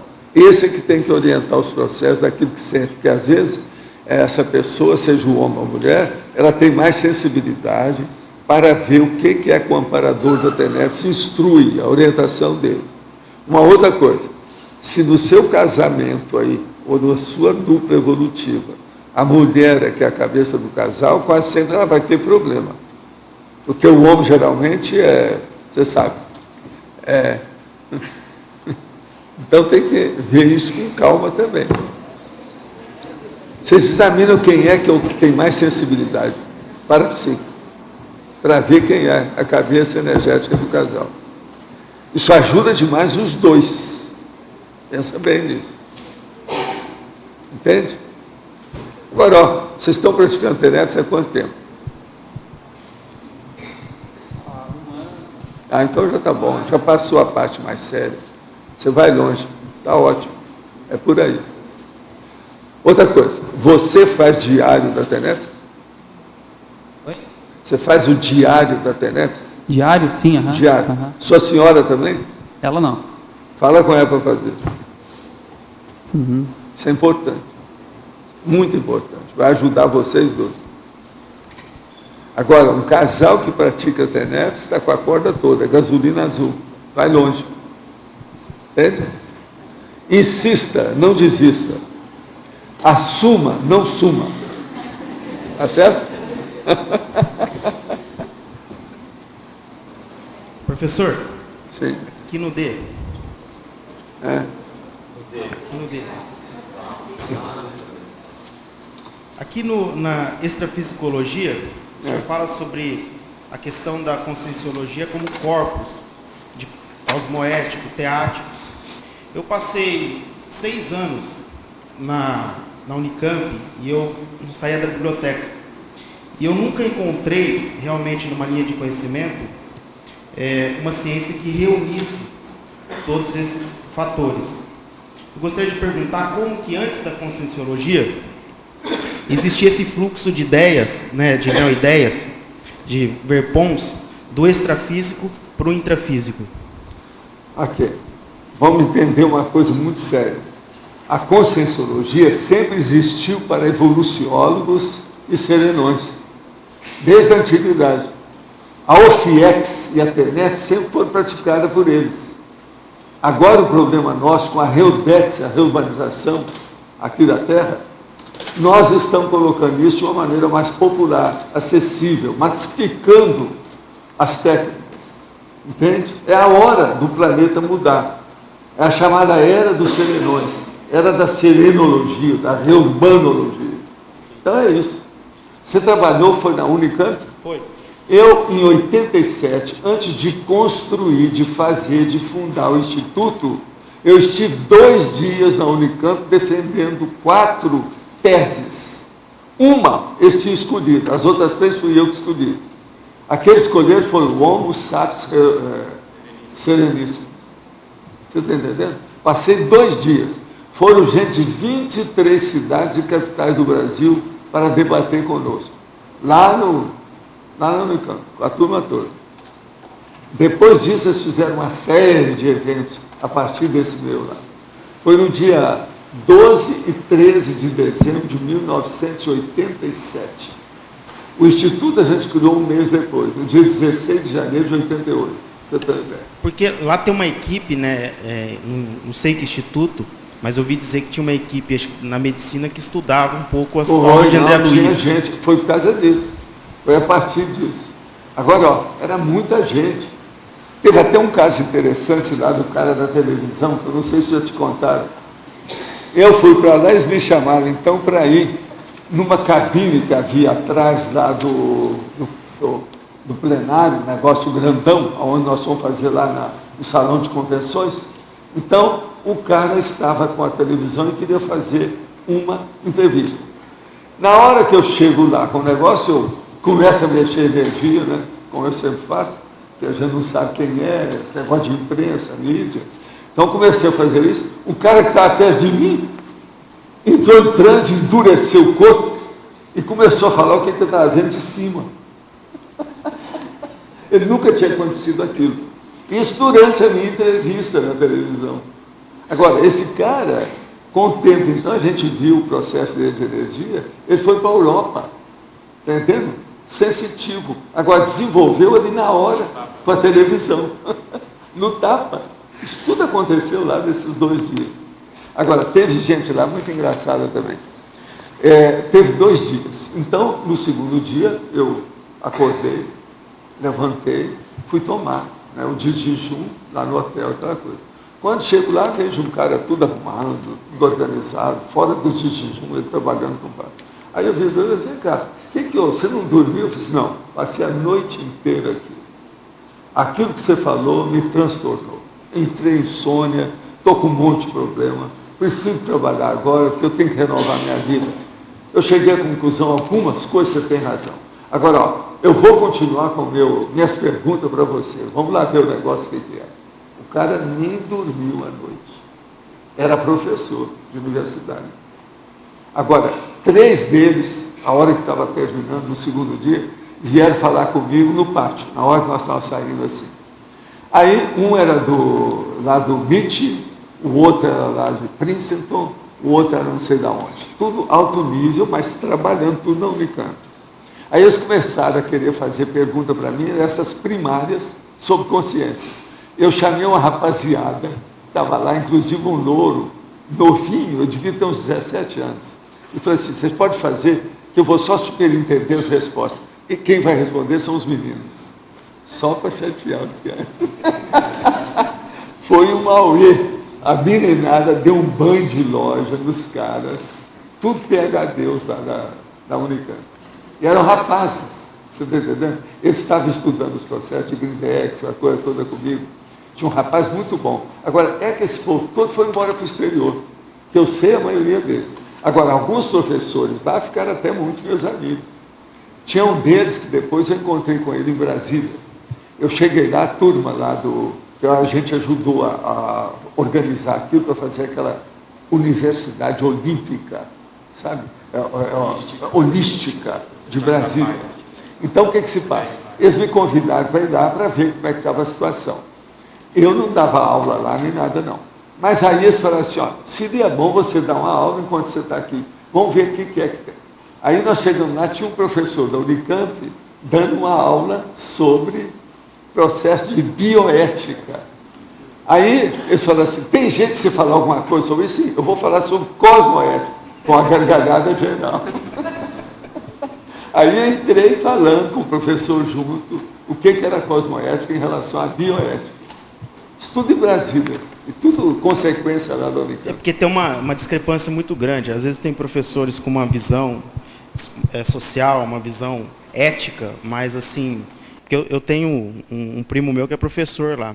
Só que ele reclama, fala, poxa, a pessoa tem um livro que mostra uma visão mais ética, mas no dia a dia ele não tem essa... Outra coisa, às vezes o cara está lá fumando, está dando aula, joga um cigarro assim, passa o pé no chão, tudo daquele jeito. O dedo dentro está tudo amarelo, tanto cigarro.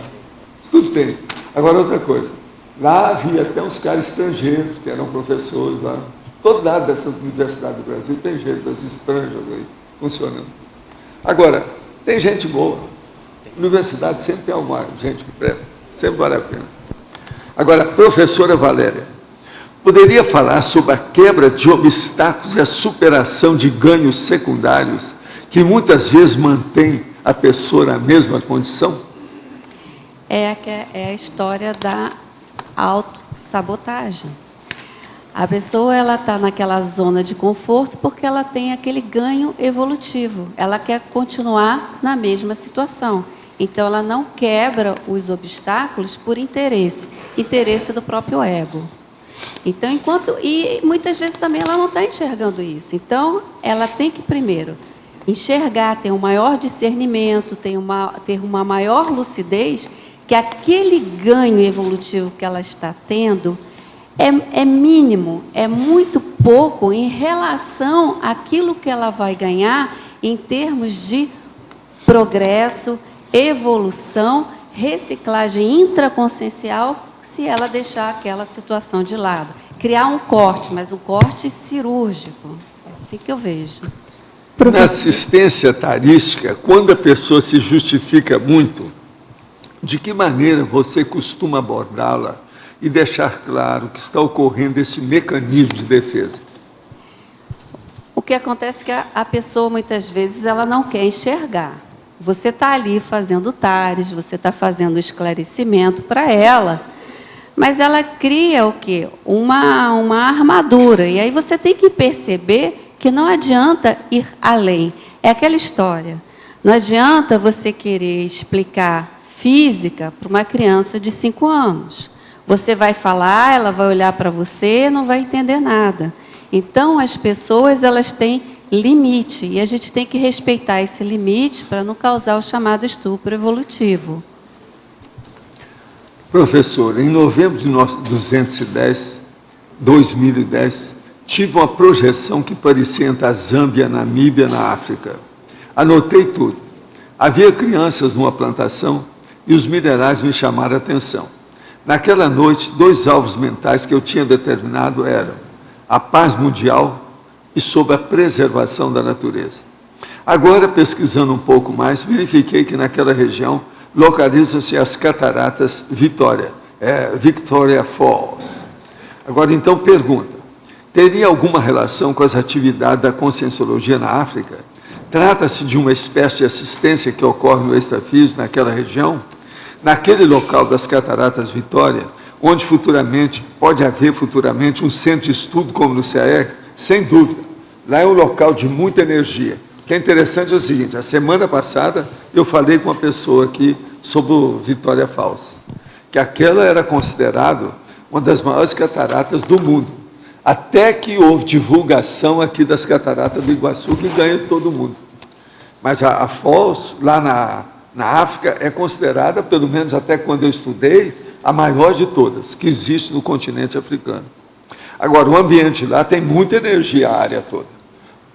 Eu já tive com gente que andou estudando umas coisas lá, na década de 80. Então, ele achava que tinha muita energia na área. Aonde tem essas cataratas que chamam a atenção, geralmente é assim. É igual lá nos Estados Unidos, aquela que tem lá. Agora, aquela dos Estados Unidos dava até pena, o Niagara Falls. Eu vi um negócio que aconteceu aqui, né, que me deu pena. Vieram os americanos e eu estava com eles, né, junto lá à situação.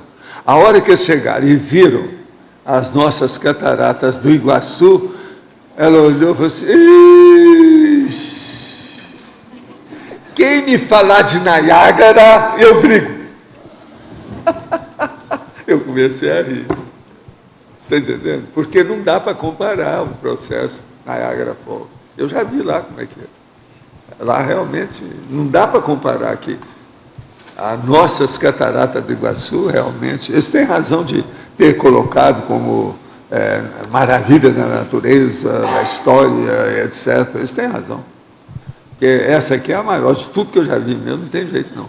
Agora, o melhor é essa da americana, mas foi uma gargalhada. Ela toda séria, danada da vida, e o povo rindo dela. Você está entendendo?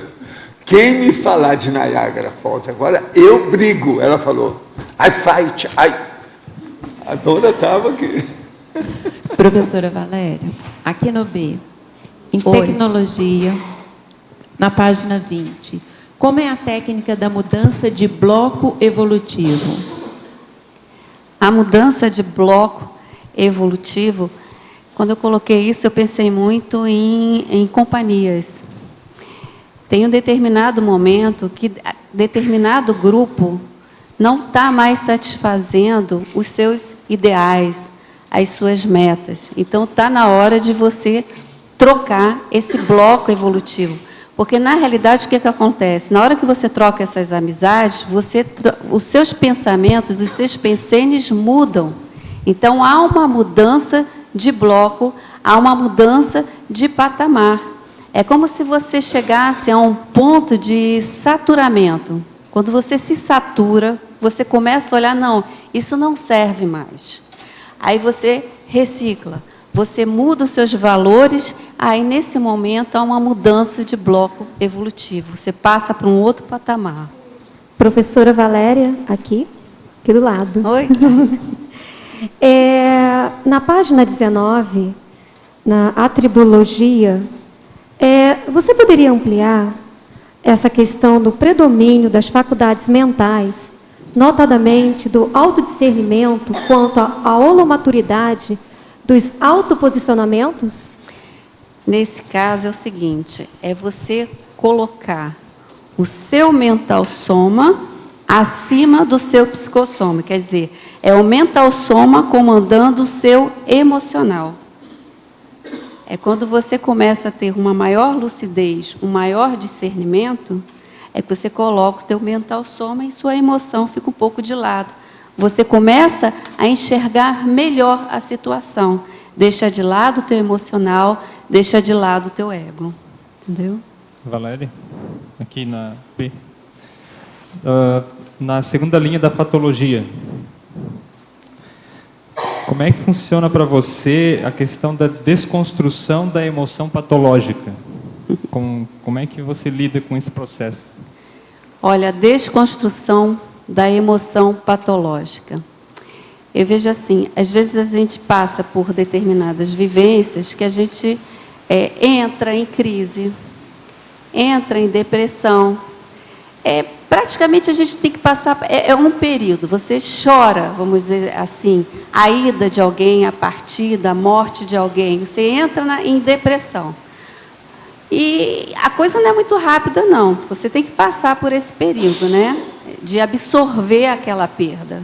Depois que você absorve aquela perda, você começa a enxergar, começar a refletir o porquê que aquilo aconteceu. E nesse exato momento, quando você começa a refletir nisso, é que você tem que colocar a sua responsabilidade naquela situação. O porquê que aquilo aconteceu e quanto eu tenho de responsabilidade nisso. Nesse momento, você está o quê? Você está desconstruindo aquela emoção patológica, porque você também está saindo da autovitimização. Ok? Professora Valéria, aqui em cima no A, na página 21, paradoxologia. O paradoxo de a mesma consciência exemplificar o melhor e o pior da própria personalidade. Como é que acontece isso na quebra de obstáculos? Olha, isso aí, por vivência minha, tem a ver com um perfil forte, né? É o strong profile. E muitas vezes o que acontece? Você tem força presencial, você tem um perfil forte, você realiza, você demonstra, você faz o exemplarismo. Você realiza, você tem capacidade de realizar. Mas se você não tomar cuidado, você passa com o trator em cima das pessoas. Então, naquele momento, você está mostrando o melhor de você, que é a força presencial, a capacidade de realização, mas está também demonstrando aquele seu trafar de truculência, de grosseria, de passar por cima de todo mundo. Ok? Obrigada. Professora Valéria, aqui em fatologia, a senhora fala sobre a questão da cura das fissuras emocionais. Como a senhora pode explicar isso? Porque muitas das pessoas acabam por evitar quebrar obstáculos pela falta da técnica ou da capacidade de proporcionar essa cura dessas fissuras. Eu vejo essa cura das fissuras emocionais no momento que você não valoriza demais essas fissuras. Então, naquele momento que você olha e enxerga essas fissuras como pequeninas cicatrizes, você não maxi-valoriza o teu emocional, você não maxi-valoriza aquela situação, aí começam as curas. Aquilo não tem tanta importância, é como se você olhasse para trás e depois você olha assim, poxa, mas que besteira, chorei tanto, fiz isso, fiz aquilo, e olha hoje. Eu fui muito imatura.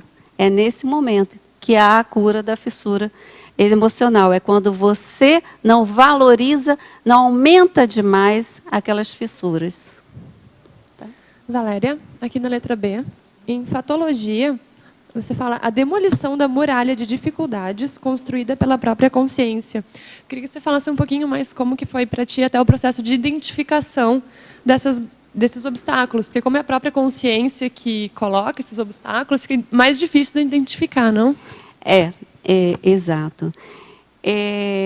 Essa quebra de obstáculos é no momento em que você tem a ver com a sua vontade, não tem outra. Você tem que ter vontade de atingir aquela meta, aquele objetivo.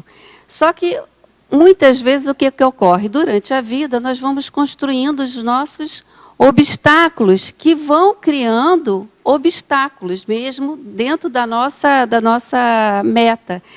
É aquela história, quando a gente está fora das nossas metas, dos nossos objetivos, aí é que os obstáculos aparecem.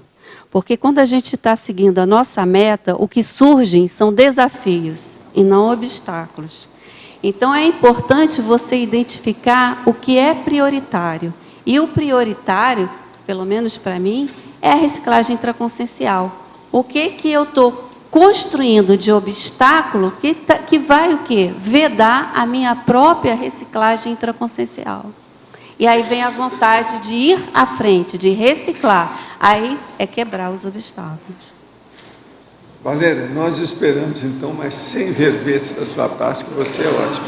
E eu confio em vocês duas para embasar esse trabalho dela, tá certo? Ela é muito boa na questão. Os nossos comerciais, por favor. Obrigada. As pontuações da tertúlia de hoje foram 196 assinaturas no livro de presença, 26 perguntas presenciais e 25 perguntas respondidas online. Só solicitamos aguardar uns minutos para poder ouvir os recados dos colegas aqui. Obrigada. Hoje temos 4 recados. Geraldo, Vivências Parapsíquicas, a CIP, Ricardo, curso Assistenciologia IPC, Alcira com 5 baia, e Adélio, terceiro encontro de empreendedorismo da CCCI. E antes, os amigos da Enciclopédia. Olá, boa tarde a todos. Então nós queremos aqui confirmar a nossa mega promoção do programa Amigo da Enciclopédia, que de ontem, quinta-feira, até domingo, nós estamos dando um brinde especial para quem fizer a sua adesão ao programa ou a renovação da assinatura. Quem fizer ganha um tratado Homo sapiens pacíficos ou Homo sapiens reurbanizados. Tantas pessoas que estão aqui em Foz do Iguaçu, que estão fora de Foz, em outras cidades também. Então é uma promoção especial e é muito fácil fazer. Você pode fazer na recepção do CAEC, no estande do programa Amigos, lá no Discernimento, junto ao evento do IPC. E também, quem é de fora, é só ligar na recepção do CAEC, no 45 3525 2652, faz a sua assinatura e depois você orienta alguém para retirar o livro aqui. Então, é até domingo essa promoção. Nós convidamos você para participar e ser um mantenedor da Enciclopédia da Conscienciologia. Obrigado. Olá a todos. Eu estou aqui em nome da CIP para convidá-los a participar do curso Vivências Parapsíquicas, com a professora Jovilde Montagna. É uma experiência dela parapsíquica no exercício da medicina e na sua vida particular. Alguns tópicos: identificação da proexis, atuação com o amparador, extrapolações evolutivas, paraconexão assistencial, comunicação interdimensional. A data do curso, 9 de junho de 2013. Local, sede da CIP. Horário, de 8h30 às 11h30, com intervalo de 2 horas, depois das 15 horas até as 18 horas. Para maiores informações, você pode ligar 45 2102 1421 ou no site acip@acip.com. Obrigado. Boa tarde a todos. O IPC convida a todos a participar do curso Assistenciologia, que vai ser realizado aqui em Foz do Iguaçu, todos os domingos, a partir das 14 horas do domingo à tarde, né, até as 19h30. Né? O curso ele vai começar no dia 16 de junho e vai até o dia 18 de agosto. Tá? A gente traz aqui o telefone de contato, para quem quiser maiores informações, né? 2102-1448. Ou então, é só entrar em contato com a gente através do site do IPC. Obrigado. Olá, pessoal. Boa tarde. Gostaria de convidá-los para o curso com 5 cobaia voluntária do Conscienciograma. Este curso tem como característica ambiente de interconfiança otimizado para autoexposição, despojamento para interassistência, dar e receber feedbacks, aceleração evolutiva através da criticidade sadia e aproximação com a sua para-realidade. Como ser mais parecido com você, Venha participar do curso com cobaia voluntária do Conscienciograma no próximo dia 22 de junho. As inscrições e informações podem ser feitas na recepção do CAEC ou no telefone 3525-2652. Obrigada. Pessoal, eu gostaria de anunciar também o terceiro encontro de empreendedorismo da Cognópolis Foz do Iguaçu, rumo a 2035. Será nos dias 21, 22 e 23 de junho de 2013 agora. O objetivo é que nós possamos, nesse encontro, desenvolver e implementar um ambiente para que a gente possa criar empresas conscienciocêntricas, conscienciológicas, sustentáveis na Cognópolis Foz do Iguaçu. Então, o escopo é chegarmos a esse desenvolvimento até 2035. Na sexta-feira, das 19 até as 21 horas, teremos uma palestra gratuita na estrutura empreendedora para 2035, uma perspectiva de futuro, com o palestrante professor Luciano Vicenzi.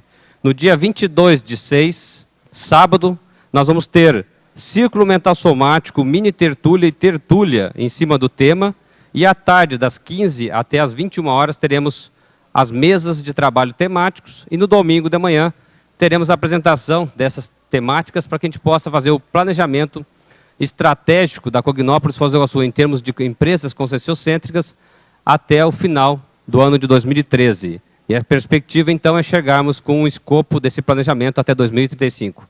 Aguardamos aí o contato de todos, através do e-mail empreenderccci@gmail.com ou pelo celular 45 91 18 5400, para quem tiver interesse em participar aí desse nosso evento. Obrigado.